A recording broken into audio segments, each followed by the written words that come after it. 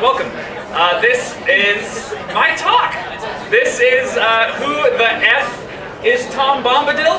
That was written on the website. I don't know why they censored that word, because of course F stands for Frodo. Anyways, my name is Danny Talon. And this is my Nerd Night presentation on Lord of the Rings Investigation. Alright, what are we going to be talking about today? Well, I'm going to be introducing you, many of you introductions, many of you I'll be digging deeper into a character called Tom Bombadil, who is the most controversial and definitely the most mysterious character in all of J.R.R. Tolkien's collected works called the Legendarium. Alright? I'm going to give you a quick introduction to who Tom is, and I'm going to present you with four theories as to who this man is, because his origins are very mysterious. And as we go, you collectively will vote on which theory you believe to be true. Yeah? Yeah, sounds good? Yeah! Let's do it. But first, a quick poll, alright? A quick poll. I need to know, my audience, if you are at all familiar with Lord of the Rings, even if you once watched the movies 10 years ago, on three, give me a For Gondor! Yeah? Alright, 3, 2, 1, For Gondor! Thank God. Okay, good. I'm so glad. Can you even imagine if there was complete silence after that? Anyways, well, some of you may not be entirely familiar with Lord of the Rings. A quick recap about that. The story is this. 4 short guys gonna drop another guy's jewelry in a volcano. Yeah? That's what it is. If you want a quicker recap of Lord of the Rings, there are at least 3 ways to prepare potatoes. Hey, jokes. Next up. So, many of you, has anyone, give me a shout for Gondor if you've read the books. For Gondor! Great, I've got a couple people. Okay, for the most part, I've seen the movies. So if you've not seen the movies, you do not know who Tom Bombadil is. Perfect, you are my audience for this talk. Here's the deal. Tom Bombadil, this character, comes into play in the story in between when the hobbits get on the boat at Buckleberry Ferry, and they're running from the Nazgul, and when they arrive at the Prancing Pony in Bree and meet Strider, and the Nazgul have their whole stabbing thing with the beds. Yeah. In the movies, that scene is about 5 seconds of transition time. That 5 seconds is where the entire arc with Tom Bombadil begins and ends. And I need you to understand this very, very important part about this. Nothing I'm about to tell you has any impact on the plot at all. Alright? The entire story does not matter for the plot of The Lord of the Rings. He's just a guy. So, let's talk about it. So, this is The Lord of the Rings. After they get off the ferry, after they get off Buckleberry Ferry, they have to go through the place called the Old Forest. When they're in the Old Forest, they come across a tree, not an ent, a tree named Old Man Willow. Old Man Willow takes a disliking to the hobbits. And he tries to kill them. He puts them to sleep, tries to drown Frodo, tries to suffocate Merry and Pippin inside himself. And Sam is the only one awake who is there, tries to rescue them. He can't get them out. It's terrible. He can't rescue Frodo. He can't rescue Sam. What's going on? Who comes down the track but the main topic of this, Tom Bombadil. Tom Bombadil comes down the track singing a song, and he sings a song at Old Man Willow to put him to sleep. You may be wondering, hey, what is Tom Bombadil wearing? You may be asking. I bet no one is. You may be asking, though. He will tell you, don't worry.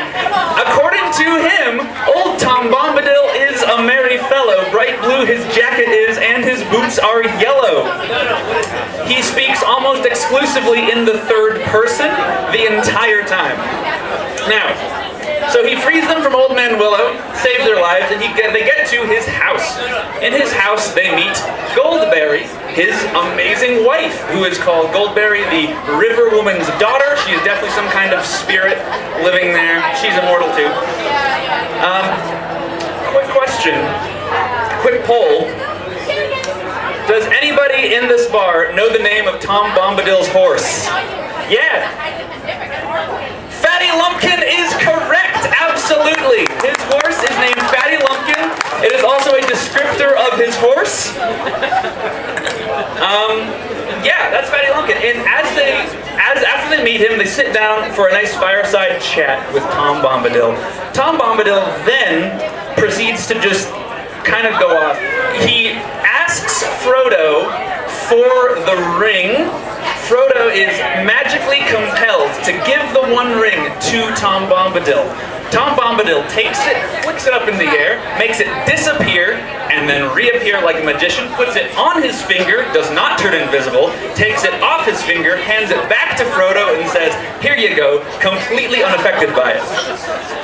Which, if you're aware of the One Ring, that's kind of crazy. And then he proceeds to tell them a story where he reveals that he is essentially the oldest person in the universe, how it is implied later that he could, if he wanted to, take the ring to Mordor, destroy it, and without having any trouble at all.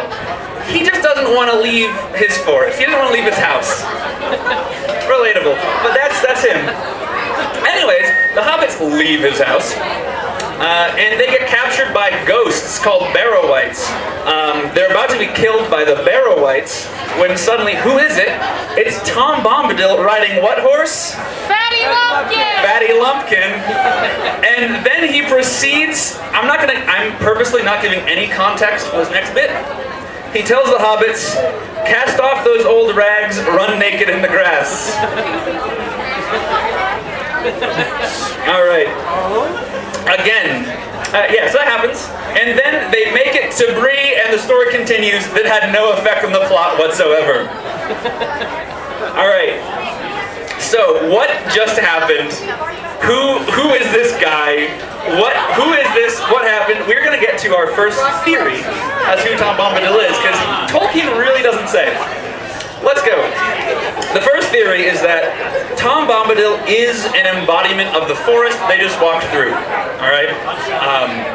And to get into how this theory works, we have to get into Tolkien's environmentalism and his philosophy about it. Tolkien grew up during the 1890s, in the midst of the Industrial Revolution, during a time when the poet William Blake said dark satanic mills were growing in England. From the forward to the second edition of Fellowship, the country in which I lived in childhood was being shabbily destroyed before I was 10, in days when motor cars were rare objects. He hated the March of Progress. He said the internal combustion engine was the worst invention to come to humanity. And this shows in the villains of Lord of the Rings. Saruman is probably the best example. If you remember from the movies, he said, "Burn Fangorn Forest." And he burns it, and he does. He builds giant factories. He is the chief example of this idea of he conquered nature. He is someone trying to conquer nature, put it under his dominion. This contrasts with Tom Bombadil, and if you were to ask me what is the reason he's in there, this is one of the chief reasons, I would say.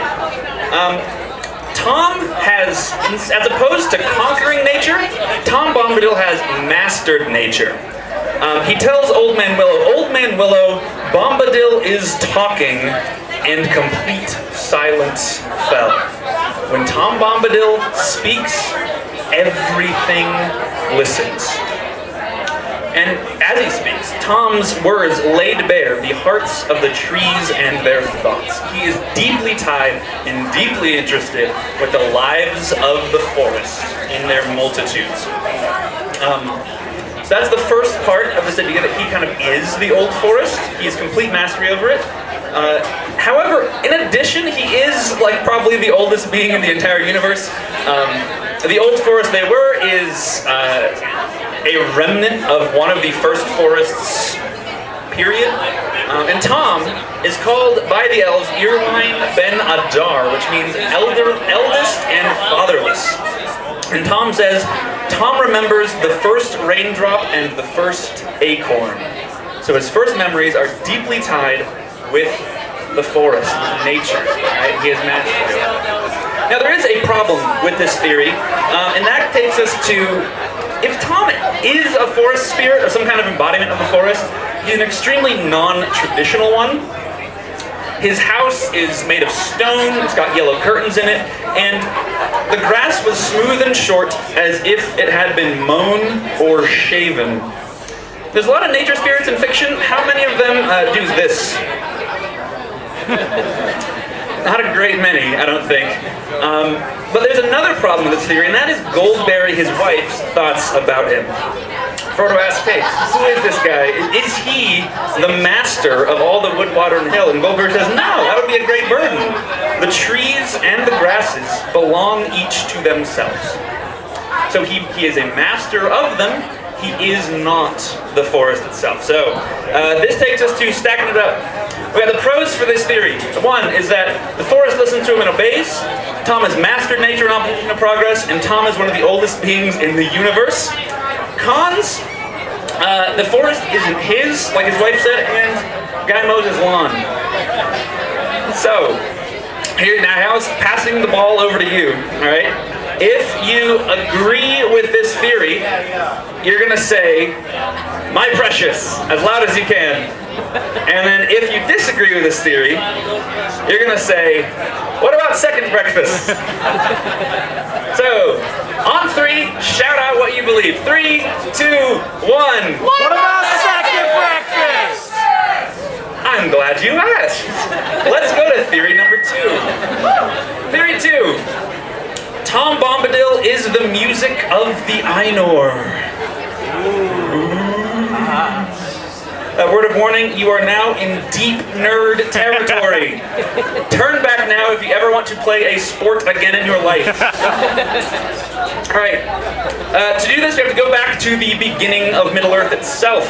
In the beginning, the world was flat. Now it's not, but it was. Alright. And to dig into how this relates to Tom Bombadil, we have to break out the source. Everyone get out your copy of the Silmarillion.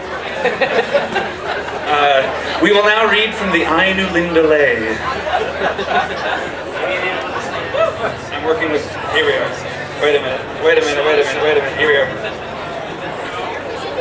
There was Eru, the one, who in Arda is called Iluvatar, and he first made the Ainur the holy ones, that were the offspring of his thought, and they were with him before aught else was made. Then Iluvatar said to them, of the theme that I have declared to you, I will now that ye make in harmony together a great music. And since I have kindled you with the flame imperishable, ye shall show forth your powers in adorning this theme, each with his own thoughts and devices if he will. Then the voices of the Ainur, like unto harps and lutes and pipes and trumpets and viols and organs, and like unto countless choirs singing with words, began to fashion the theme of Iluvatar to a great music. Amen. So, you can see, music is the entire thing. The whole creation myth of Middle-earth, it was sung into being. And the application here to Tom Bombadil in our theories is that literally every problem Tom Bombadil has is solved by singing. Here's a quote from Tom, of course in third person.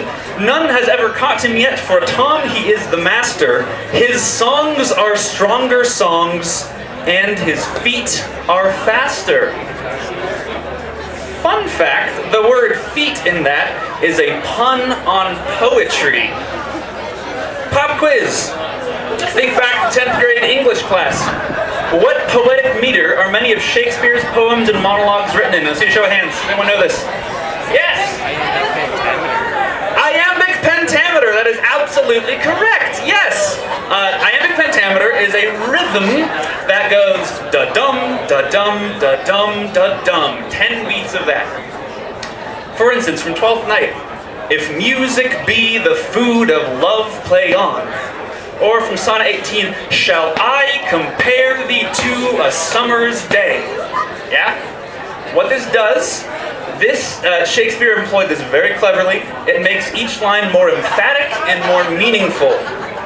So, guess what poetic meter Tom Bombadil's songs are written in? Iambic pentameter. That's right, not iambic pentameter. It's trochaic pentameter. Whoa, trochaic is the exact opposite of iambic. It goes dum da dum da dum da dum. Right? It starts on a emphasized note and ends on a de-emphasized note. Here's one of his songs. Old Tom Bombadil is a merry fellow. Bright blue his jacket is, and his boots are yellow. Yeah? It makes each line more bouncy, more lighthearted. Now you may be thinking, great, so his songs are written in trochaic pentameter. What does that do anything? Well, we're not done yet. Every line Tom says is written in trochaic pentameter. Okay, you can tell songs are in Lord of the Rings. There's so many of them because they're in italics. This is a piece of dialogue. He's asking his wife, what's for dinner? I see yellow cream and honeycomb and white bread and butter, milk, cheese, and green herbs and ripe berries gathered. Is that enough for us? Is the supper ready? He literally never stops singing. What does this mean for our theory? Well, let's bring it back. Clearly, he's deeply connected to music. Music is the song of creation in Middle-earth. Remember, for my recap, Tom is completely unaffected by the ring. The One Ring plays on the ambitions of the wielder. All right? Remember, Tom asks Frodo for it. He gives it. He flips it and makes it disappear like a magician, puts it on his finger, and is completely unaffected by it and gives it back. So, if Tom Bombadil is simply some resonant frequency of Eru's original song, then he wouldn't have any ambitions for the ring to play on. Alright? So, that's that. Let's stack it all up. 1, pros for this theory. He's always singing, literally always. He never stops, God. He is completely unaffected by the ring's power, and he does not, and also perhaps cannot, hunger for power. That's that. Cons? He definitely is a conscious being who has his own motives, right? He married someone, he asked what's for dinner. So, here's what's gonna happen. It's voting time now, alright? If you believe this theory, say, my precious, loud as you can. My precious! Okay, alright. And if you want to see another theory, What about second breakfast? what about second breakfast indeed? Alright, word of warning again. We are now entering the wacky zone. Hold on to your hats or potentially your bright blue jackets. Theory number 3. Tom Bombadil is the book The Hobbit by J.R.R. Tolkien. Hang in there. To dig into this one, we have to get into the publication history of Lord of the Rings. The Hobbit was published in 1937, Lord of the Rings in 1954. Hobbit was a children's book, and it very much reads like one. They go on a magical... Bilbo Baggins is a tiny, short guy. He takes 13 dwarves on a magical journey to Erebor to steal treasure back from a dragon. Along the way, they encounter 3 trolls who want to eat them. They don't have particularly troll names. Their names are Tom, Bert, and William. The tone is a lot lighter, what I'm trying to say is. And that tone would fit much better with Tom Bombadil. Alright? Tom Bombadil fits way better in The Hobbit than in Lord of the Rings. And probably the most important part of this theory is that in the first edition of Lord of the Rings, when it was just a children's book, no plans for any sequels, the One Ring didn't exist. Now, the whole riddle, if you've seen the Hobbit movies or something, the whole riddle in the dark thing does happen. He does, they're asking, what have I got in my pocket? But he doesn't have to steal the One Ring. There's nothing evil about it. It's just a magic invisibility ring. So, Lord of the Rings then, where Tom Bombadil shows up. Lord of the Rings started as a simple sequel to The Hobbit, but it quickly, very quickly, grew out of proportion. He just kept writing, kept adding things, kept coming up with things to throw in. A highlight from one of the early drafts of Lord of the Rings, my favorite one, is that Strider was originally a hobbit named Trotter, who got that name because he wore wooden shoes. I mean, imagine Viggo Mortensen playing that guy on the right. Okay. But, what does this have to do with Tom Bombadil? I hear you asking. Don't worry, I'll tell you. Tom remembers a time before the creation of Middle-earth. He was there before the kings and the graves and the barrow-wights. He was there before the seas were bent when the world was made round. He was there before the Dark Lord came from outside. When The Hobbit was printed in 1937, none of those things were true. It was just a children's book. And keep in mind, the other important part from that is that the One Ring didn't exist. And remember, as I saw in Theory 2, Tom has complete power over the ring. It has no hold in him whatsoever. Gandalf says, someone asked if he would hold on to it. He says, no, not willingly. I mean, maybe if people asked him, but he wouldn't understand the need to hold on to the ring. He would most likely throw it away. Such things have no hold on his mind. If Tom is the book The Hobbit, he doesn't understand the plot of The Lord of the Rings. So let's stack it up. What do we think? Alright, pros for this theory. Publication history, The Hobbit came first. Alright, and Tom fits better in The Hobbit. Also, Tom does not comprehend the ring's power because the ring didn't exist and The Hobbit existed. Cons? He's not a book. That's kind of a smoking gun for this theory, I think. But I'll leave it up to you. If you believe this theory, shout, my precious.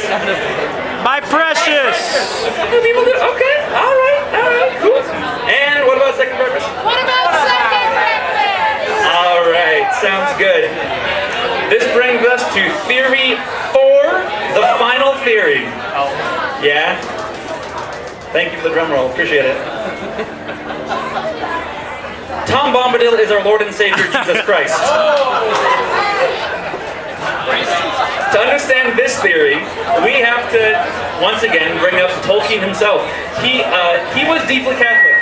He said, the Pater Noster in Latin every day. And unlike his friend C.S. Lewis, they were great buddies, he really didn't like direct allegory. If you've read Narnia, that is just the Bible with lions.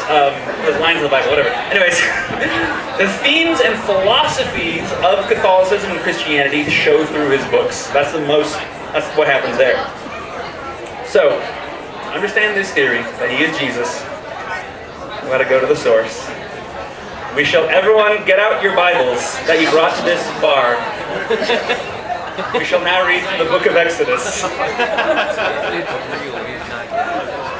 Moses said to God, suppose I go to the Israelites and say to them, the God of your fathers has sent me to you, and they ask me, what is his name? Then what shall I tell them?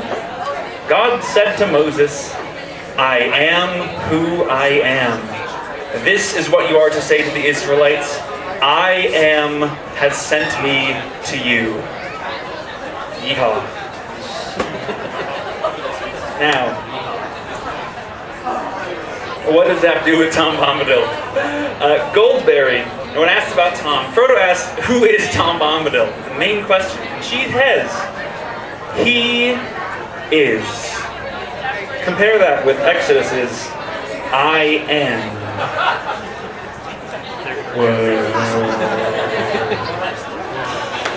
Alright, you don't look convinced.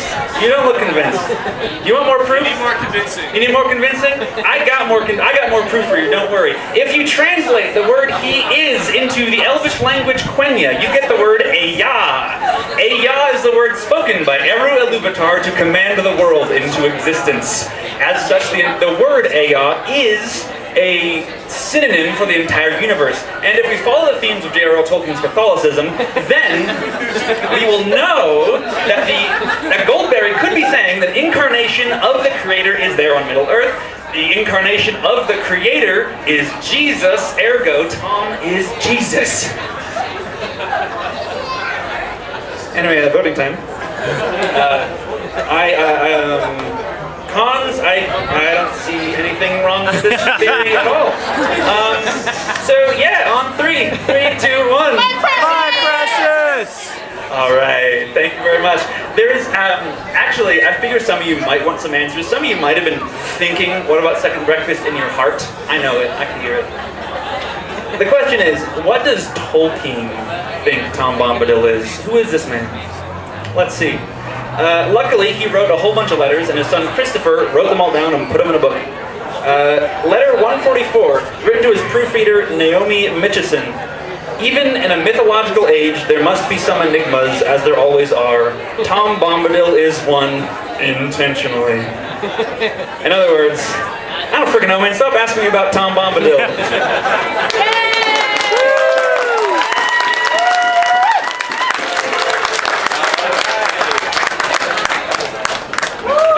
Any questions? I can't imagine you would have any. You can ask about Lord of the Rings in general as well. Yeah, what's up? Is it possible Tom Bombadil is Marvin the paranoid android, who's also old in the universe? Is it possible he's Marvin the paranoid android, also old in the universe? I'm not gonna rule it out. I'm not gonna rule it out. It could be anything. Could be anything.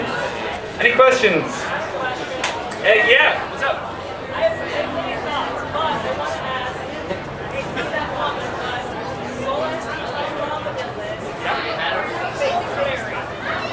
Oh yeah, who is Goldberry? That's a great question. Yeah. Who is this man's wife? She is only described, well, she described quite a lot. He describes a lot about her. But she is, her title is Goldberry, the River Woman's daughter. Many people say that she is a nature spirit, a spirit of the river. When it's raining, Tom Bombadil says it's Goldberry's washing day. Which is... Many people, there's another theory that says that she is like a flower. She is like the embodiment of a flower, which kind of ties in to, there's this poem written even before The Hobbit called The Adventures of Tom Bombadil, written for his kids, and there he meets her while gathering flowers, so it's kind of a fun little parallel there. But yeah, she is this another immortal spirit living in this forest, just kind of chilling out. Yeah. Any other questions? Even about Lord of the Rings or about anything? Yeah, what's up? So, if you Lord of the Rings is an allegory for World War I, I read that Tom Bombadil represents the indifference of other towers. Oh, okay.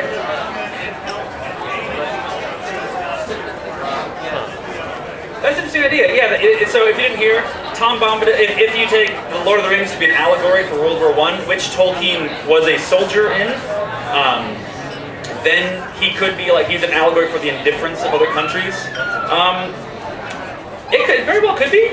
I do know that Tolkien himself wrote in a letter to, I think C.S. Lewis, he hated allegory in all of its forms, which is something, especially because C.S. Lewis, like again, the Lion of the Lion, the Witch, and the Wardrobe is literally Jesus.